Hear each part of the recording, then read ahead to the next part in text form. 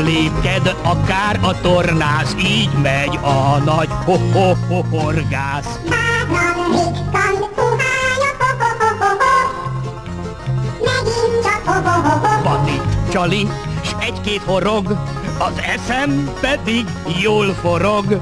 És cselt a cselre, kiváló zsoriász, ravaszt a nagy horgász. Városbéli puhányok, nyavajások, ha göttör a láz. Fületek nyissátok gyorsan, Hallgassátok, amit most néktek, hallgassátok, amit most néktek, eldalol a ho-ho-ho nagy horgász.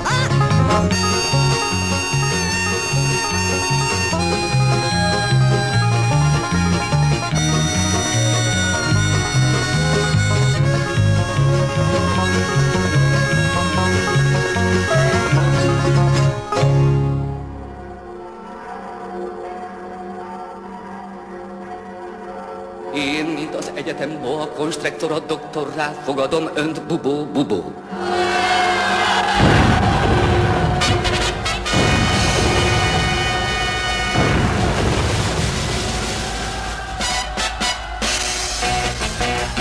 Kígyónak lábsó, madaraknak fogsor, diktál a beteg, írja a doktor. Beszél majd az utókor. A doktor bubóról.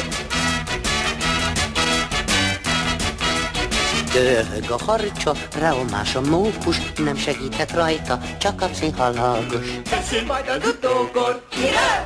A doktor bubóról. Süllentett a hüllő, ez a vén bolondos, csak úgy rektor úr ő, ahogyan én orvos. Beszél majd az utókor.